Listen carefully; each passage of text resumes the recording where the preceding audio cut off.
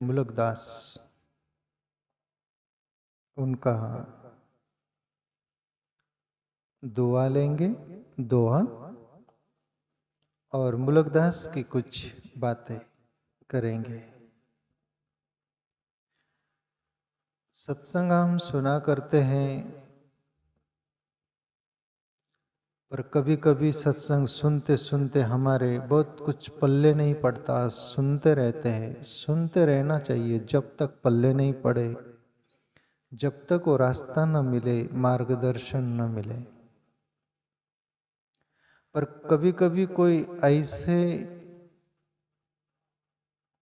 प्रतिभावान लोग होते हैं जिसका पात्र साफ सुथरा था, और थोड़े में ही कैच करके उस अनुभव को अनुभव कर लेते हैं।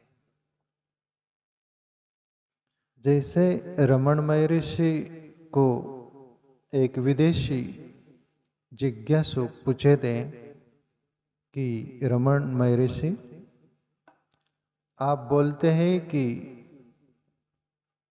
मैं कौन हूं, तो हम आपसे पूछते हैं हम कौन है।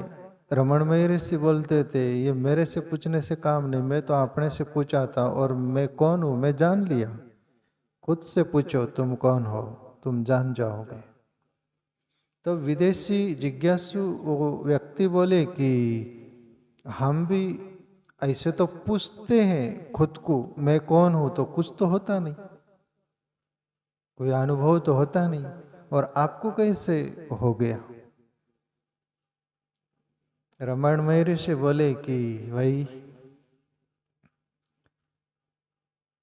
बोले बात सुनो ऐसी है, मैं गत जन्मों से यानी पूर्व जन्म की मेरी बातें बोलता हूं। बोले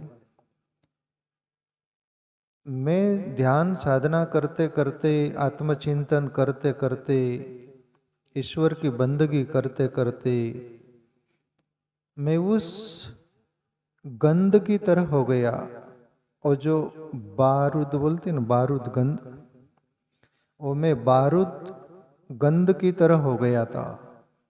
वो बारूद को थोड़ा भी माचिस का एक चिंगारी भी लग गई तो वो विस्फोट हो जाता है, वो आग पकड़ लेता है। और जो कोयला होता है ना, कोयले को बहुत सारा कचरा लगाना पड़ेगा, जलाना पड़ेगा, उसको थोड़ा मेहनत लगेगी, टाइम लगेगा। मैं बारूद हो चुका था, आप लोग अभी कोयले हो, आप मेरी तरह बारूद बनो। जैसा मैंने पूछा मैं कौन हूं, मुझे मेरा पता चल गया, वैसा तुमको ही पता चल जाएगा। राम ये ज्ञानेश्वर हुए महाराष्ट्र में, उनका एक अभंग में किसमें आता है, देवाची अद्वारी हुबाक्षण भरी तेने मुक्ति चारी साधी लिया। रामकृष्ण ध्यानी रामकृष्ण मणि अनंत जन्मों पुण्य। लोगों ने बोला कि, ज्ञानेश्वर से भी बोला कि देवाची अद्वारी हुबाक्षण भरी तेने मुक्ति चारी साधी लिया। बोली एक क्षण मात्र ईश्वर के द्वार पर खड़े रहने से मुक्ति मिल गई। बोली ये कैसा। ज्ञानेश्वर बोले रामकृष्ण ध्यानी रामकृष्ण मणि अनंत जन्मों पुण्य हुई। बोले ये क्षण मेरा तब आया, अनंत जन्मों से मैं ईश्वर को पुकारते रहा, बसते रहा, साधना करते रहा, वो लो जलाने की, जगाने की प्रयास कोशिश करते रहा, तब वो क्षण आया और ईश्वर में मैं प्रवेश कर गया।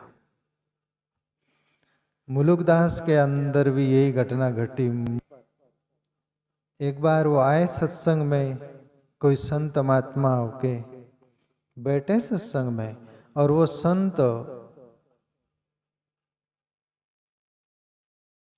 बोल रहे थे, चर्चा चल रही थी, उसमें वो संत बोले कि ईश्वर जिसको बचाना चाहता है उसको कोई भी नहीं मार सकता, और वो जिसको मारना चाहता है उसको कोई भी नहीं बचा सकता। और वो परमात्मा सबका भरण पोषण करता है, वो जीव चाहे जहां रहे वहां।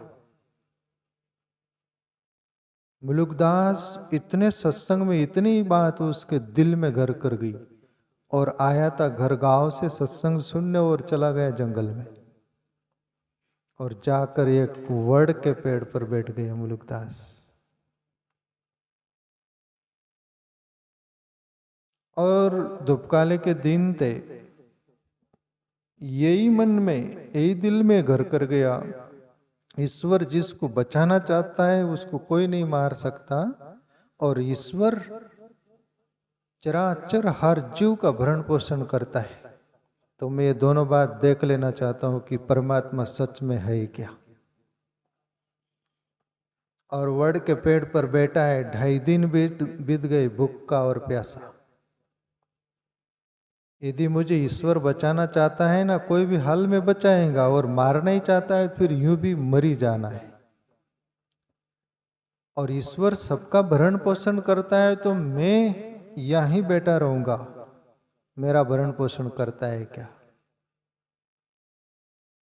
कुछ ही क्षण सत्संग में बैठा है और उसका रिजल्ट लेने के लिए मुलुकदास जंगल चला गया। वड़ के बरगद के पेड़ पर बैठा है, 2.5 दिन बीत गए भूखा और प्यासा।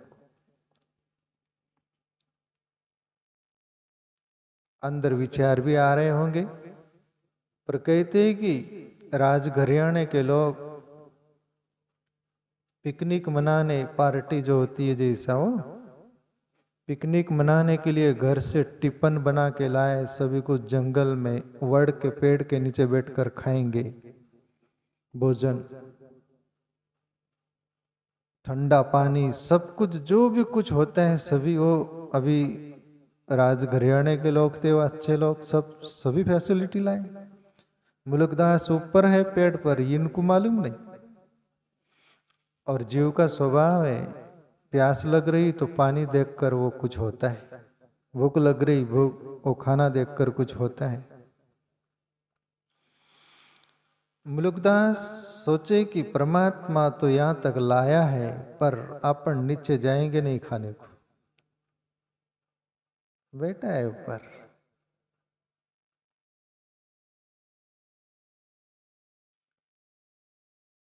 और सब भोजन परोस दिया गया, सब वो राजघराने के लोग भोजन करने की शुरुआत करे, इतने में ऊपर डाल हिली, एक की नजर गई ऊपर, तो बोले कि अरे कोई भूत प्रेत है, भागो। अभी राजघराने के लोग जो रहते हो डरपोक भी रहते हैं थोड़े, ऐसा वातावरण में नहीं रहते हो। भूत प्रेत है, सब भोजन पानी सब कुछ छोड़कर भागे जैसे तैसे। तो मुलुकदास बोले कि भोजन तो परमात्मा ने यहाँ तक पहुंचा दिया है, पानी भी सब कुछ, पर मैं नीचे उतर कर नहीं खाऊंगा।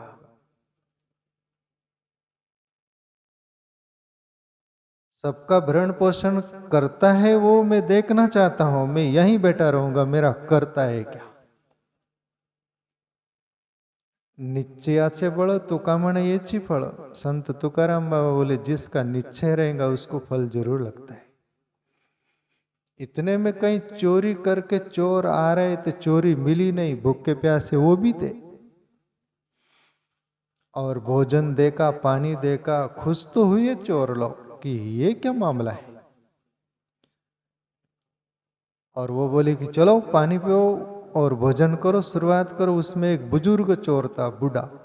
और बोले खबरदार रुकिए, अपन चोर है और नगरवासियों को मालूम है, इसलिए अपने को मारने के लिए कोई षड्यंत्र रचा होगा। तो चारों ओर देख लो, कोई है क्या छुपा हुआ, वो अपने को विष डालकर भोजन रख रख के होंगे। तो चारों ओर देख के कहीं नहीं। और बुजुर्ग बोले पेड़ पर तो नहीं, ऊपर देखो तो मुलुकदास बैठा है।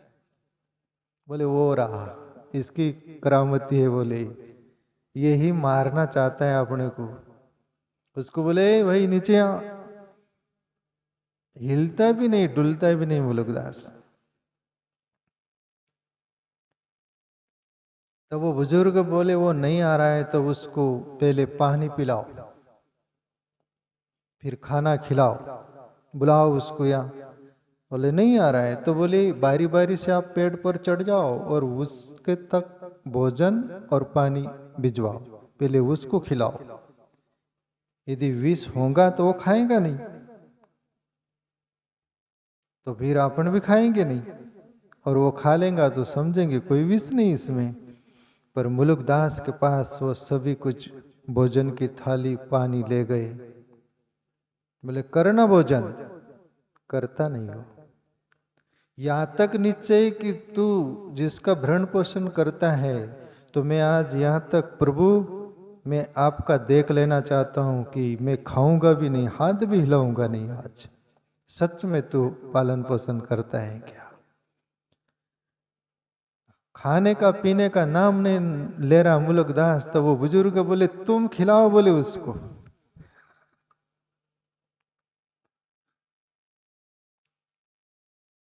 और तुम पानी पिलाओ, बोले उसको।